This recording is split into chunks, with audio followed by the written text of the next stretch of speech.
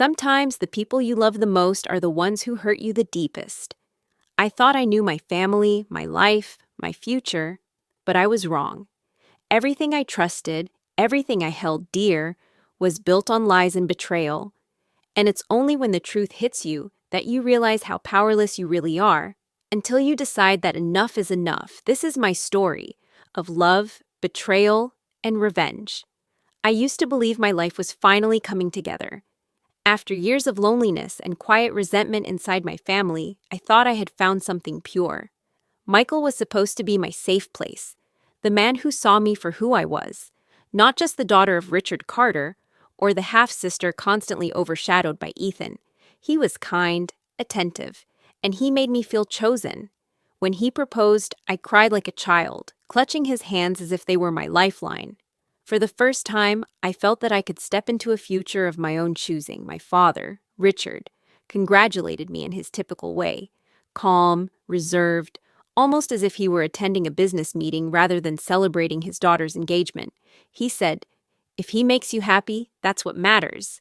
But the lack of warmth in his eyes stung more than I wanted to admit. I told myself it was just who he was. My father had always been more comfortable with contracts and investments than with hugs and reassurance, and Diana, my stepmother, smiled too brightly that evening. She was only 16 years older than me, far too young to feel like a real mother. But she carried herself with an air of superiority that made me feel like an unwanted guest in my own home. She leaned close to Michael, complimenting his suit, laughing a little too loudly at his jokes. I brushed it off as her usual need to be the center of attention. Ethan, my brother, was less subtle. "You sure about this, sis?" he teased, clapping Michael on the back. "Guys like him don't just fall into our lives without a reason. Hope you know what you're doing." Michael laughed it off, squeezing my hand under the table. I tried to laugh too, but something in Ethan's tone unsettled me. He had always been competitive, always needing to remind me that no matter what I achieved, he could find a way to diminish it. Still, that night, lying in bed, I told myself I was happy, truly happy. For once, I wasn't going to let my family's coldness steal that from me. But the shadows started creeping in sooner than I expected. At first, it was little things. Michael lingering too long in conversations with Diana, their heads bent close together over a glass of wine. I'd walk into the room, and they'd straighten up, as if caught in some secret joke I wasn't part of. Diana would touch his arm lightly when she laughed. Too lightly, too casually, but enough to make my chest tighten. "Don't be paranoid," I whispered to myself. "She's your stepmother. He's your fiancé. That's all." Then there were the silence. I'd enter a room and find Michael and Ethan speaking in low voices, only for them to stop abruptly the moment I appeared. Michael would smile, Ethan would smirk, and I would feel like the outsider in my own story. It was Rachel, my best friend since college, who first put words to the storm inside me. I remember sitting with her in a small cafe, my untouched coffee growing cold between us as I tried to explain the unease I couldn't shake. She listened carefully, her eyes narrowing with concern. "Amelia, you have good instincts," she finally said. "I know you want to believe everything is fine, but you've always been the one in your family who sees things as they really are. If something feels wrong, pay attention. Don't just bury it. Don't let them make you doubt yourself." Her words scared me because they echoed what I already knew deep down. But I didn't want to believe her. I didn't want to believe any of it. After all, hadn't I finally been given something good in my life? My father's approval had always been half-hearted, offered in the form of checks or advice, but never warmth. My mother had died when I was still a teenager, leaving me with a hole that nothing could fill. And then Diana came, sliding into her place like an actress stepping onto a stage, wearing her charm like a costume, and slowly erasing the memory of the woman who raised me. Ethan, of course, thrived in that world. He lived in the spotlight, favored and spoiled, while I was pushed aside, the dutiful daughter who received just enough attention to keep her silent. Michael was supposed to be different. He was supposed to be mine, the one thing in my life that wasn't tainted by my family's games. So I convinced myself to ignore the signs. I silenced the whispers in my mind, the ache in my chest when I caught them together, the sting of Ethan's smug glances. I told myself that everyone else was just projecting their own insecurities onto me. I told myself Rachel was overreacting, that she didn't understand how complicated families could be. But denial doesn't erase the truth. It only delays it. Because even as I forced myself to smile, even as I pretended everything was normal, I could feel it. Something was cracking inside me. Every time I caught Diana's eyes lingering on Michael, every time Ethan gave me that mocking grin, every time my father looked away instead of noticing what was right in front of him, something inside me began to break. I didn't know it then, but my engagement wasn't the beginning of my new life. It was the beginning of my undoing. I still remember that night with painful clarity, as if it were etched into my memory with fire. The air in the Carter house was thick with a kind of false cheerfulness, a mask that had always hidden more than it revealed. Michael had invited me to dinner at home.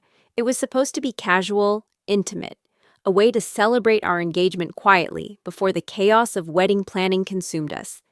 I wanted to relax, to let myself believe everything was normal, even if just for one night. Diana had cooked something extravagant, as usual, showing off her perfection to anyone who might be watching. Ethan lounged in the living room, pretending to scroll on his phone, but constantly stealing glances at the two of us. Michael kept smiling at me across the table, holding my hand lightly under the surface, and I wanted to believe that everything was as it should be. But the first hint came when I went to the kitchen to fetch more wine. The clink of glasses and muffled laughter led me down the hallway toward the small sitting room off the dining area. At first, I thought it was just a casual conversation between Michael and Diana, nothing more. I should have turned back then, but I didn't. I stopped at the edge of the doorway, my pulse picking up, and froze. They were sitting unusually close. Michael's hand rested lightly on Diana's knee. Her fingers brushed the back of his hand. They weren't talking about trivial things. They were laughing softly, leaning in, whispering words I couldn't hear. The look in Diana's eyes was no longer the stepmotherly charm I knew so well. It was something different, intimate, dangerous. My stomach dropped. I blinked, hoping to wake from some cruel illusion. But the way Michael leaned toward her, the way he laughed at some private joke, it all confirmed the truth my heart refused to accept. I didn't know whether to scream or run. My mind raced, desperately trying to find some explanation that would make sense.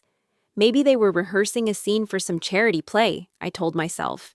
Maybe it was a gesture, nothing more. But deep down, I knew. I stumbled back quietly, my hands shaking as I gripped the wine bottle too tightly. I could hear Ethan's voice from the living room, a low chuckle as if he had known something I hadn't. My chest felt like it had been hollowed out. Betrayal doesn't announce itself. It sneaks in, lingering in touches, in glances, in whispers. And there it was, undeniable, staring me in the face. I fled to my bedroom. The hallway felt longer than it had ever seemed before, every step echoing in the silence, amplifying my panic. I locked the door behind me, sliding down to the floor, curling into myself like a child again. I wanted to cry, but the tears wouldn't come. Shock had frozen me, stripped me of breath and reason. It wasn't just Michael, not just Diana. The realization hit like a second, sharper knife. Ethan had to know. He always knew. He had that look, the smirk that said he understood more than he let on. And he had never told me, never tried to stop it. I remembered Rachel's words, the ones I had brushed aside. If something feels wrong, pay attention. Don't just bury it. I had ignored the instincts that had saved me countless times before. I had buried them, like a fool, because I wanted to believe in the one thing that had given me hope. Now, hope was gone. The rest of the evening passed in a blur. Michael came to my door, pretending nothing had happened, calling my name softly. I didn't answer. Diana knocked politely, feigning concern. I ignored it. Ethan eventually poked his head in, his grin smug, as if to say, "Caught you looking, didn't you?" I knew then that nothing would ever be the same. The house felt smaller, suffocating, every familiar corner tainted by betrayal. I realized that I had been an unwitting participant in their little game, a pawn in something I didn't understand until now. That night, I lay awake, staring at the ceiling, my mind spinning with questions. How long had this been going on? How much did my father know? Or worse, How much had he chosen not to know? And most importantly, how could I ever trust anyone in that house again? Sleep eventually came, but it was empty and hollow. I felt the first flicker of something I hadn't known I was capable of. Anger.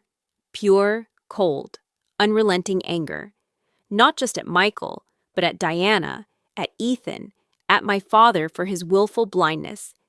And somewhere beneath the anger, an idea began to form. A dangerous, intoxicating idea. If they thought they could destroy me, if they thought they could humiliate me without consequence, they were wrong. The next morning, the house felt like a cage I had never noticed before. Every familiar hallway, every polished surface, every muted echo of footsteps reminded me of what had happened the night before. I could still see Michael's hand on Diana's knee, still hear their soft laughter that had sliced through my heart. Even Ethan's smirk haunted me. I had always known my family could be cruel in small ways, but nothing had prepared me for the kind of calculated betrayal I now faced. I barely spoke to anyone that day. At breakfast, my father asked me about wedding plans. I stared at him across the table, searching for some recognition in his eyes, some acknowledgement that the man I loved, no, the man I thought I loved, had humiliated me in my own home.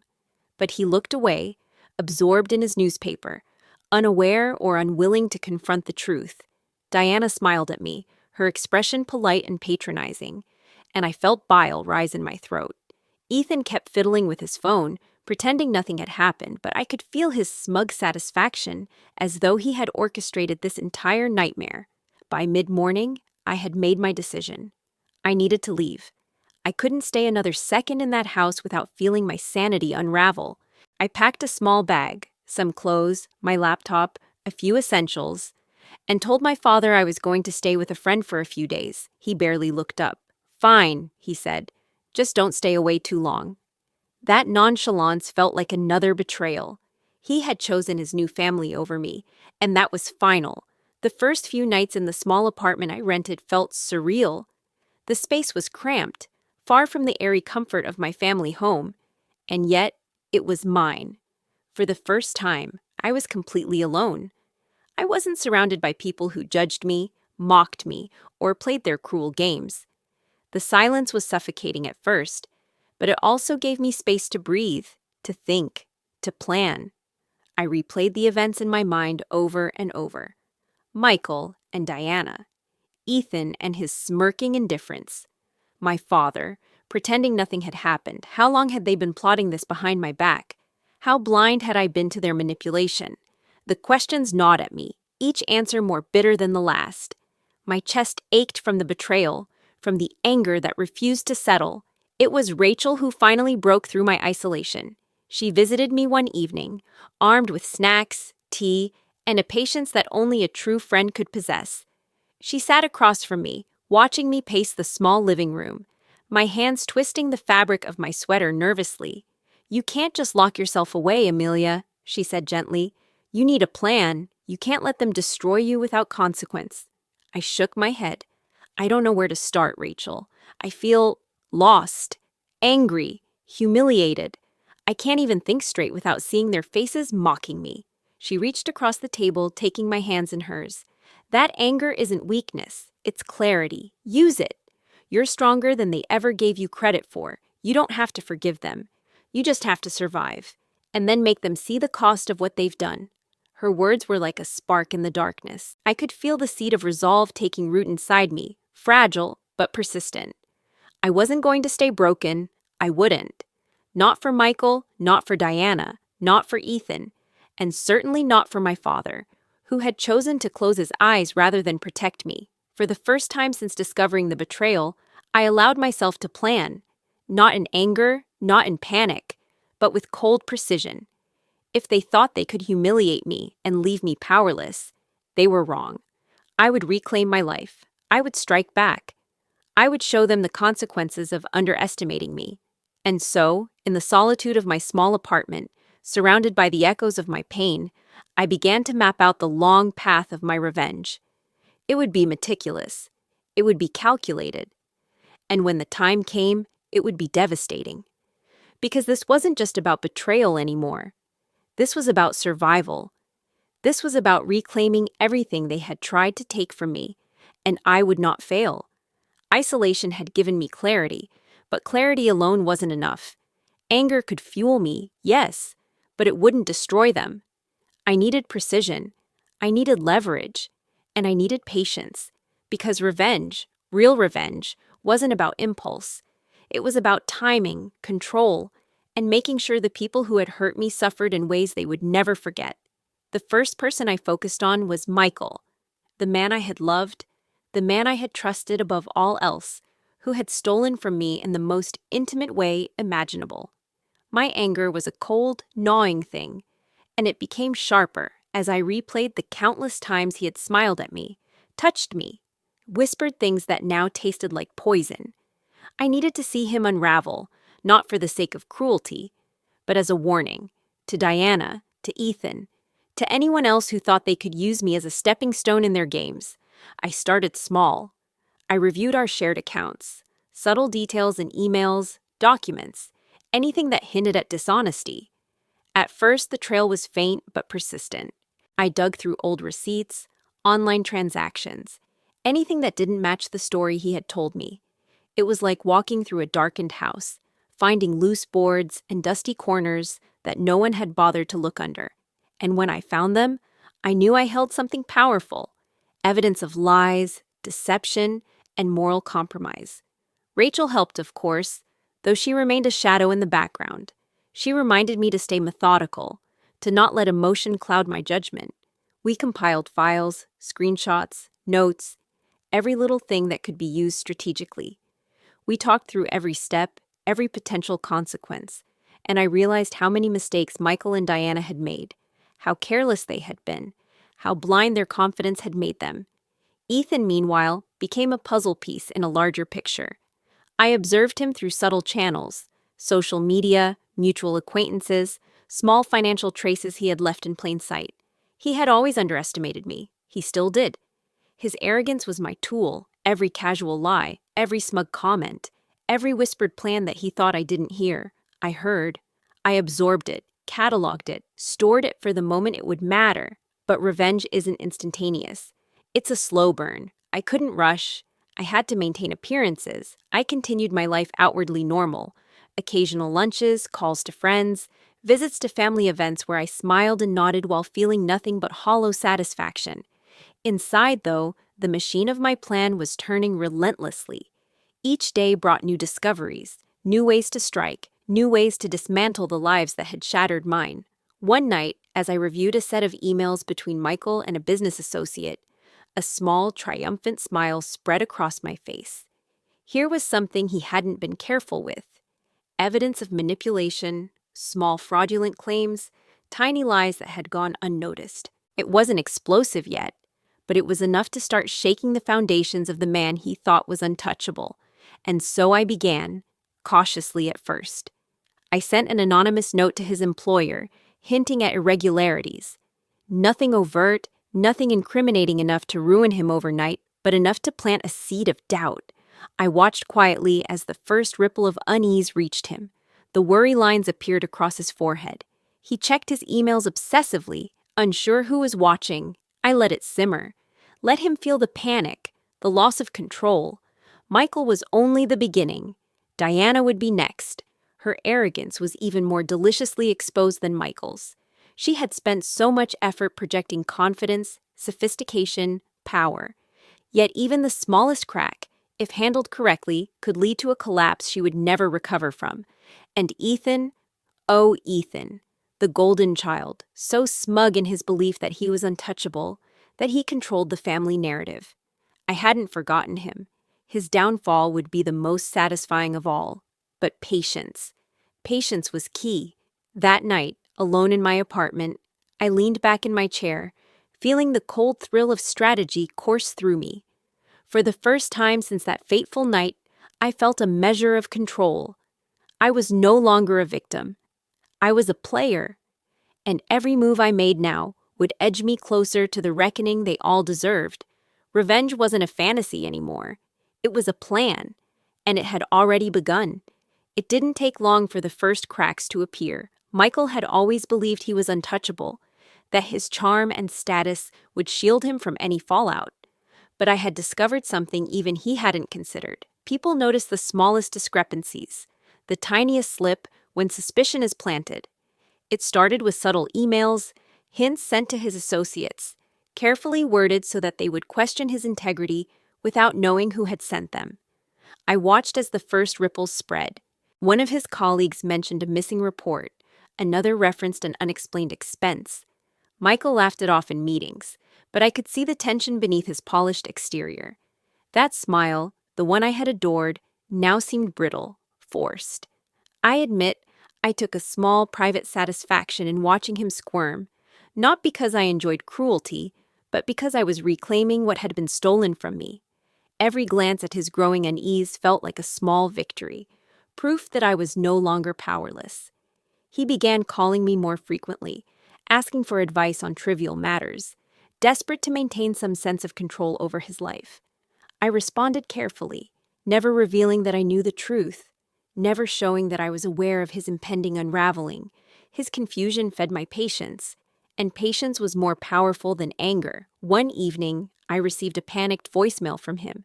His tone was clipped, tight with frustration. "Amelia, I don't understand. I'm being questioned about things I didn't do. Can you check this for me?" He sounded vulnerable, exposed, like a man seeing the first shadows of his own collapse. I smiled quietly to myself. The man who had broken my trust, who had betrayed me in the worst possible way, was now tasting the bitterness he had so recklessly dealt out. And it was just the beginning. Meanwhile, Diana remained blissfully unaware that the first stage of my plan had already begun. She continued her routines, showing off to my father, flaunting her carefully curated life. Little did she know, the foundation she had built on lies and manipulation was already starting to crumble. I didn't need to act yet. Her arrogance would do the rest. Ethan, too, continued to play his part, thinking he was still untouchable. He made careless mistakes, assuming his sister would never see them, that his smirk and bravado were enough to protect him. But I had eyes everywhere, and I was patient. I cataloged his every misstep, storing each tiny flaw, each whispered betrayal, like ammunition for the day he would finally fall. That night, I allowed myself a moment to reflect. I was no longer the terrified, betrayed girl who had fled the Carter house. I was transforming. Each strategic move, each small success, reinforced my sense of control. I realized that revenge was more than punishment. It was empowerment. It was the reclamation of a life that had been stolen from me, the assertion of my strength in a world that had tried to dismiss me. Michael's panic was only the first taste of what was to come. Diana and Ethan would follow, and when they did, the impact would be even greater. I had learned the most important lesson of all: cruelty is only effective when it is underestimated. And they had all underestimated me. By the time I went to bed that night, I felt a strange sense of calm. The storm was coming, yes, but I was ready for it. The game had begun, and I was no longer a pawn. I was the player, and every move I made would count. Diana had always thrived on appearances. Her life was a meticulously staged performance, a carefully constructed illusion of elegance, control, and perfection. She believed that charm, confidence, and her proximity to my father could shield her from scrutiny. But appearances are fragile, and I had learned how to break them. The first step was observation.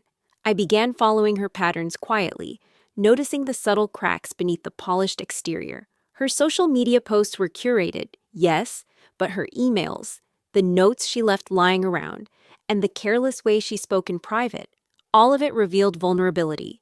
She had enemies, albeit minor ones, people who had grown frustrated by her manipulations. And I began quietly connecting the dots, gathering information, piecing together a network that could, with careful precision, expose her. One evening, while she was hosting a small gathering at the house, I received an anonymous tip from a mutual acquaintance I had reached out to discreetly. It was a detail about a personal indiscretion, a secret Diana had assumed no one outside her circle could ever know. I smiled, savoring the power that knowledge gave me. Unlike Michael, this wasn't just a financial or professional crack. This was personal, vulnerability she had hidden behind a mask of confidence. I didn't act immediately. I let her continue her show, letting her bask in the false security she had worked so hard to cultivate. Each laugh she gave, each casual touch of my father's arm, every glance at a guest who seemed impressed by her grace, only fueled the fire inside me. I would strike at the precise moment, ensuring that the collapse would be public, undeniable, and inescapable. Meanwhile, I kept my distance from my father. He was the ultimate blind spot in this equation. I knew that if he suspected anything too early, he might intervene, and that could ruin the timing of my plans. I observed his interactions with Diana, noting how he overlooked the subtle arrogance, how he smiled at her, as though she were the only woman in the world worth attention. And I waited. My own patience was tested by anger. Seeing Diana parade around, her laughter ringing through the house, filled me with a mixture of revulsion and determination. She had taken the role of mother from someone I had loved, yet she believed she had done it flawlessly. She had underestimated me, just as Michael had, just as Ethan had. I began planting small seeds of doubt among her social circle, casual questions, anonymous messages, small, innocuous comments designed to make people wonder if the flawless Diana might not be as perfect as she appeared. I watched as tiny cracks began to form, subtle shifts in the way her friends and acquaintances looked at her, a hesitation in their greetings, a questioning glance or two. Each tiny crack strengthened my resolve. And then came the first real break in her composure. During a dinner party, a friend confronted her privately, referencing a rumor that I had strategically allowed to circulate. Diana laughed it off at first, her voice smooth and practiced, but the hesitation in her eyes betrayed her. I could see her mind racing, calculating damage control, searching for ways to preserve the illusion. And in that hesitation, I found satisfaction. She had begun to feel the first tremors of the collapse I had planned. I retreated to my apartment that night, exhausted but exhilarated. Watching Diana crumble, even slightly, reminded me of the power I now wielded. She had relied on control and perception, and I was stripping it away, piece by piece. This was more than revenge. It was a reclamation of the dignity she had tried to steal from me. Ethan remained oblivious to everything. He continued his careless arrogance, believing that the world and I would always play by his rules. He had no idea how the web was expanding, no idea that the foundations of his carefully constructed family hierarchy were beginning to tremble, and yet I knew patience was still required. The full storm was far from here. Diana's collapse would be more impactful if timed perfectly. Every detail mattered, every step was measured. I had learned the hard way that revenge could backfire if wielded recklessly. That night, I allowed myself one private, victorious thought. Diana, so used to controlling everything, was beginning to feel powerless. And that powerlessness, so foreign to her, was just the beginning of the reckoning that awaited my family. Ethan had always believed he was untouchable. He thrived on the idea that his charm, his favored status in the family, and his ability to manipulate perceptions could protect him from any consequence. He was arrogant in the way only the privileged can be, carefree, reckless, and utterly blind to the fact that someone might be watching him with intent. I watched him closely from my apartment, monitoring his movements, his online presence, his casual interactions with friends and colleagues. Every boastful post, every careless comment, every smug smile he thought was private became a piece of a puzzle I was assembling.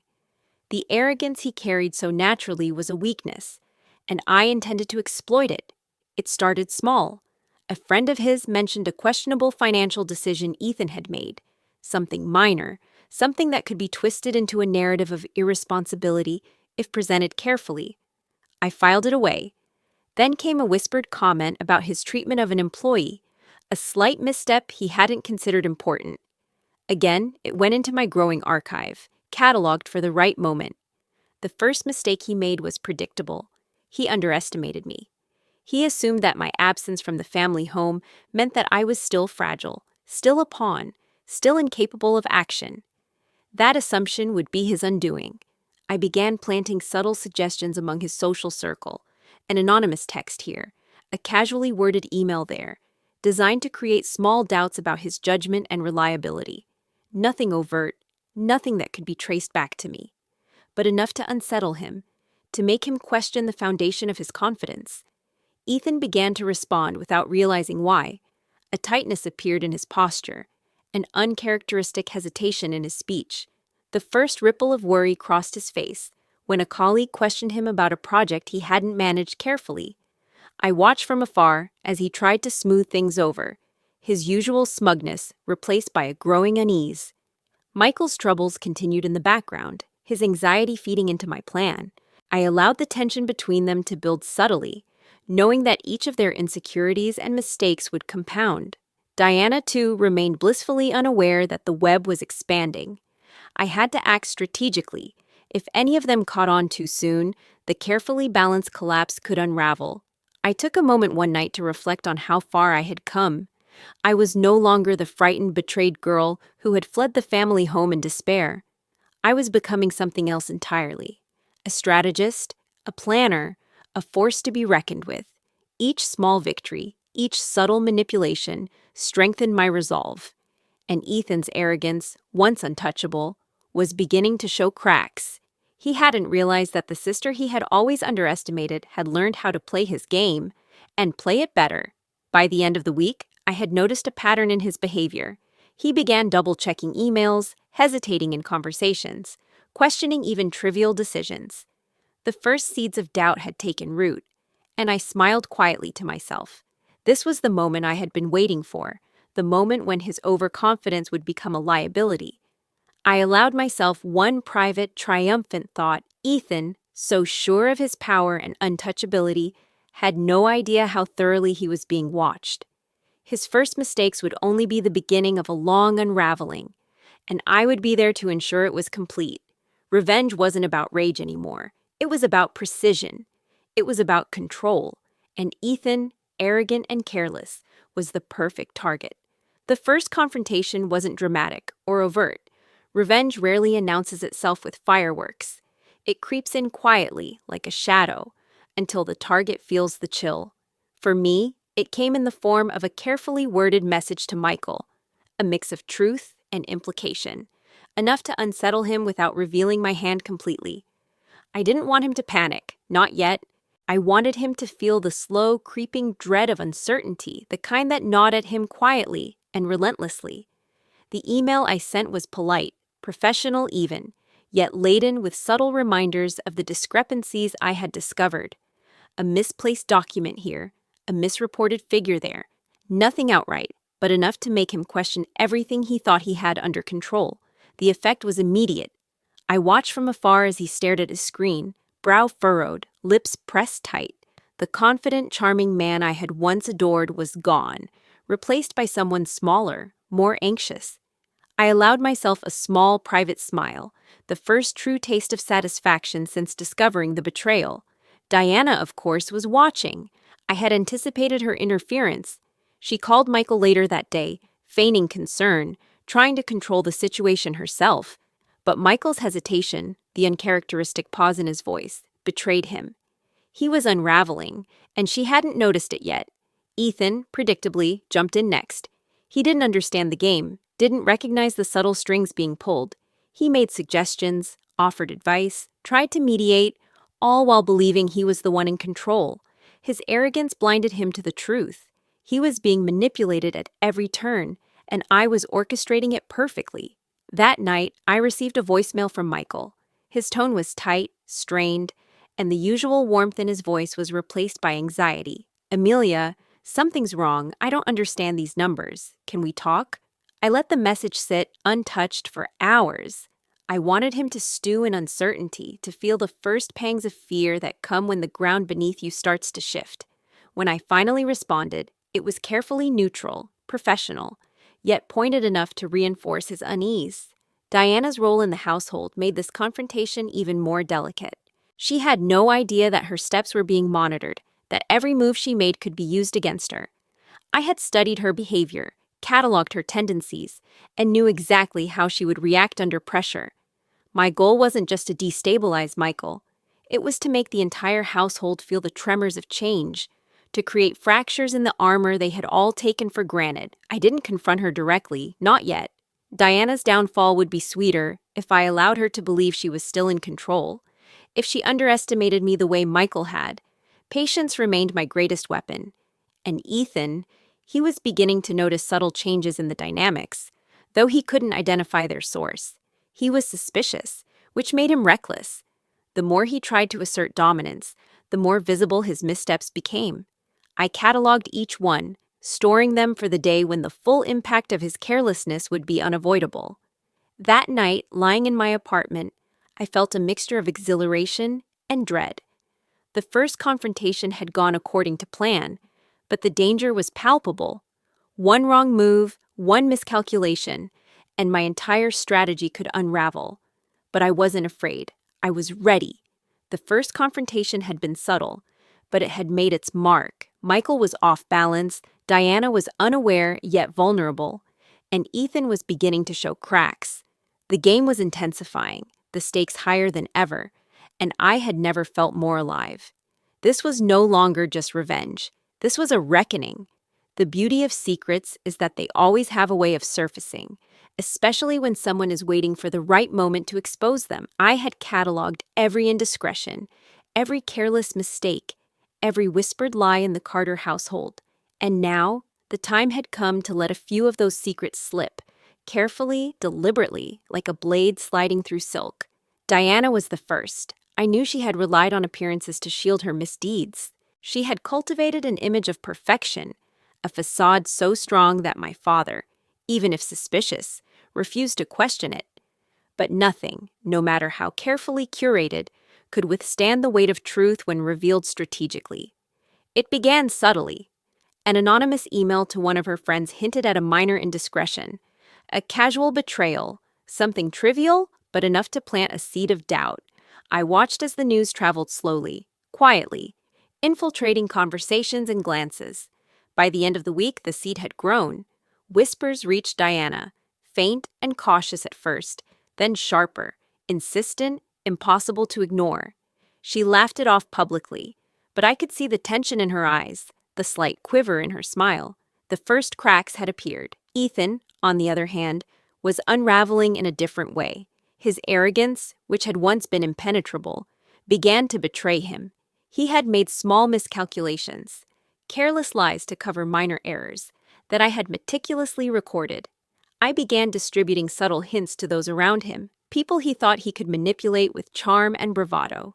His carefully constructed image began to wobble as colleagues and acquaintances started questioning decisions, pointing out inconsistencies, and sharing rumors that couldn't easily be dismissed.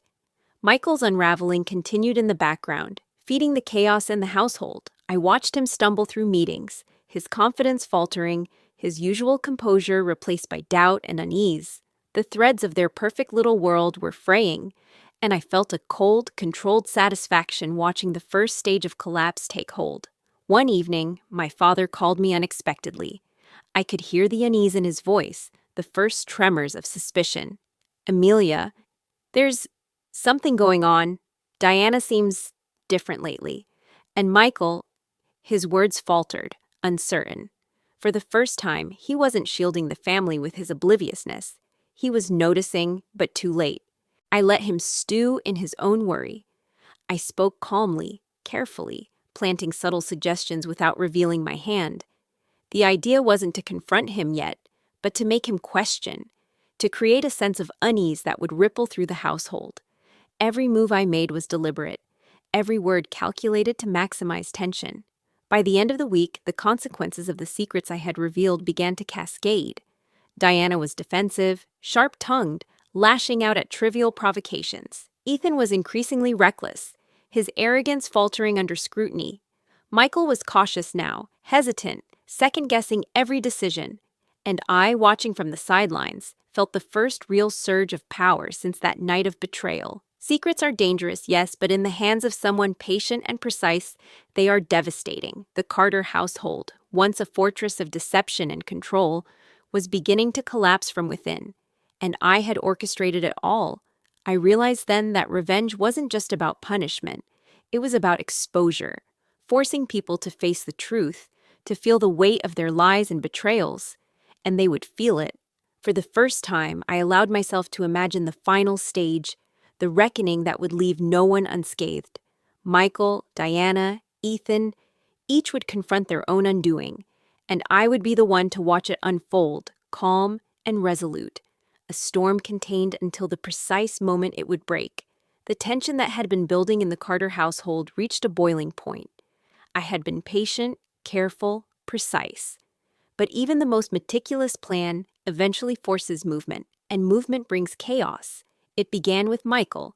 He had spent weeks second-guessing himself, replaying every decision, every whispered conversation, every small misstep. When I confronted him indirectly, he had felt the first tremors of fear. Now, those tremors became a storm. During a business dinner, a colleague questioned a detail I had planted weeks before. Michael stumbled, the confident smile that had once drawn me to him faltering under scrutiny. His face flushed, his hands trembled slightly over the wine glass, and I could feel the satisfaction deep in my chest. He was unraveling, piece by piece. Diana was next. I had let the rumor I planted fester, watched it seep into her social circle, and now it had returned to confront her directly. At a family event, a trusted friend, someone she had assumed would never doubt her, hesitated when speaking to her. The subtle tension was enough. Diana's composure cracked, her sharp tongue slipping as she lashed out at inconsequential things, her anger a mask for the insecurity gnawing at her from within. The illusion of perfection was gone, replaced by panic disguised as control. Ethan, ever the arrogant one, finally realized that the carefully planted seeds of doubt had taken root. His miscalculations, his reckless arrogance, were exposed in small but undeniable ways. A project he had handled poorly became public knowledge within the family circle, and his attempts to explain or manipulate only made the situation worse. The golden child, the untouchable one, was showing cracks in his armor, and my father had finally begun to notice the fractures, the subtle tremors of chaos I had orchestrated. For the first time, he questioned the people he had trusted blindly. He called me into the study one evening, his voice heavy with confusion and concern. "Amelia, I don't understand. Something is happening, and I can't figure out why. What's going on with this family?" I allowed myself a small, private smile. The reckoning was no longer theoretical. It had begun. I did not answer directly. Instead, I asked questions that forced him to consider details he had overlooked, nudged him toward the truth without revealing my hand. His unease mirrored that of the others, Michael's panic, Diana's faltering facade, Ethan's arrogance crumbling, and I felt the thrill of control, the intoxicating satisfaction of a plan coming to fruition. That night, I walked through the empty streets near my apartment, letting the cool night air wash over me. I replayed the events of the past weeks, the subtle manipulations, the strategic revelations, the first confrontations. The Carter household, once untouchable in its appearance of perfection, was now fractured, vulnerable, and trembling. I knew the reckoning was far from complete. Each of them still had pride, ego, and defenses to fight with, but I had removed the safety nets. The first stage of chaos had begun, and the cracks I had planted would continue to widen, eventually collapsing under their own weight. For the first time, I allowed myself to imagine the final act. Not just the exposure of lies, not just the humiliation, but the moment when every member of the family would recognize the full scope of their betrayal and understand, in the deepest possible way, that I had orchestrated it. This was no longer about survival or patience. This was about finishing what had begun the night I discovered their betrayal. The reckoning had begun, and there would be no turning back. The house that had once been a symbol of control and authority was no longer whole. Each member of the Carter family, previously confident in their power and position, now stumbled through the ruins of their own making. The fragility I had anticipated had become painfully visible. Michael was the first to break in a visible way. His professional composure crumbled under the scrutiny I had carefully orchestrated. Meetings that had once been effortless now ended with awkward pauses and questions he couldn't answer. Colleagues whispered behind his back, and the small seeds of doubt I had planted had grown into a tangled web of suspicion. I watched his frustration and helplessness unfold from a safe distance. The man I had loved now reduced to a bundle of anxiety and regret. Diana's carefully constructed world collapsed next. Rumors I had let circulate now surfaced in her social circles, her friends questioning her integrity and judgment. At a charity gala, she snapped, her composure unraveling in front of everyone she had sought to impress. She was sharp and angry, yes, but beneath the anger was fear. The realization that her years of manipulation and deceit had failed her. She had relied on appearances, and appearances alone could not save her.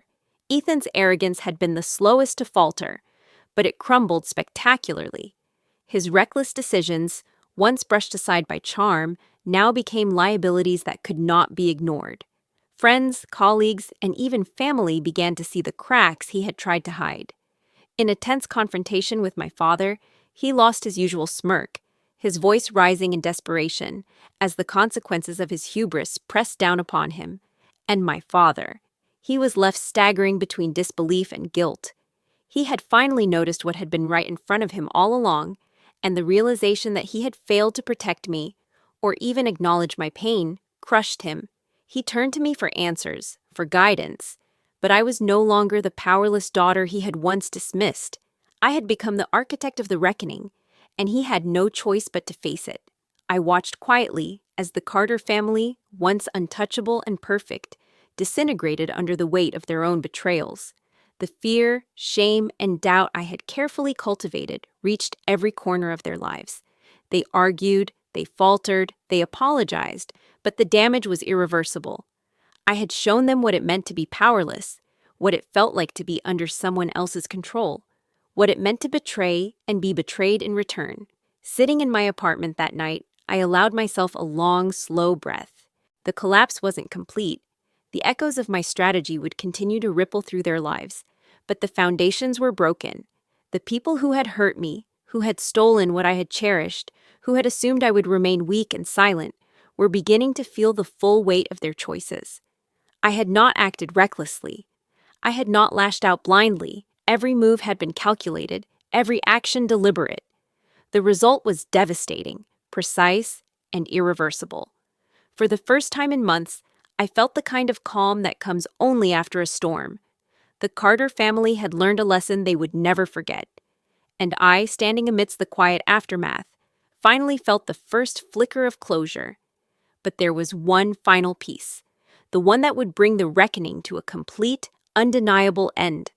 That moment would come soon, and when it did, there would be no escape, no excuses, no illusions left to protect them. The night was quiet, almost unbearably so. The kind of silence that feels like it's holding its breath, waiting for something monumental to happen. And in that silence, I stepped into the final act of the plan I had spent months orchestrating.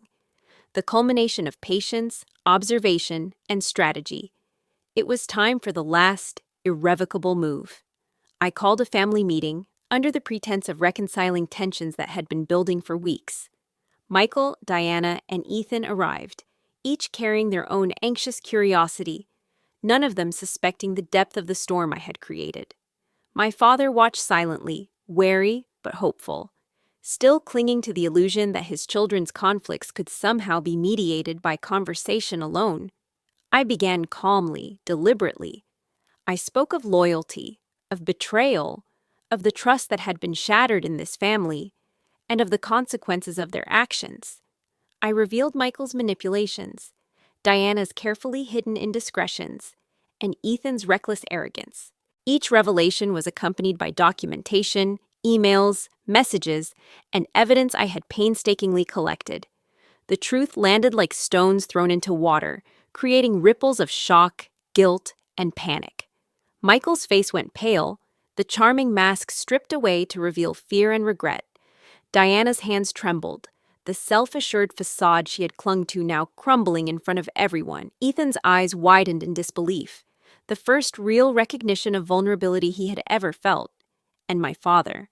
My father looked at me as though I were both a stranger and the only person who had been awake while he had been blind. I didn't raise my voice, didn't shout. There was no need. The weight of truth carried itself, heavy and undeniable. Every carefully planted seed of doubt, every subtle manipulation, every calculated revelation, all converged in this moment of clarity. Their reactions, raw and unfiltered, were the confirmation I had waited for. The family I had once loved, the people who had hurt me so profoundly, were finally seeing themselves as I had. And then I spoke the hardest truth of all, that I had orchestrated it, that every ripple of doubt, every revelation, every fear that had grown inside them had been set into motion by me, not out of cruelty, not for sport, but because it was the only way to reclaim my life, my dignity, and the pieces of myself they had tried to steal. Silence fell. It was deafening. I could feel the weight of their shock, the disbelief in their eyes, the bitter taste of realization. They had underestimated me for years, dismissed my pain, assumed my vulnerability would keep me silent. And now, faced with the consequences, they had no defense, no excuse, no way to turn back. In that moment, I felt something I hadn't expected. A strange mixture of triumph and sorrow. Revenge, even when justified, leaves scars. I had achieved what I wanted, yes, but at the cost of the family I had once cherished. The truth was liberating, but it was also a reminder of the darkness betrayal can sow. Michael left first, defeated and silent, followed by Diana, whose pride and composure had been shattered. Ethan lingered, staring at the floor, realizing that arrogance had finally met consequence.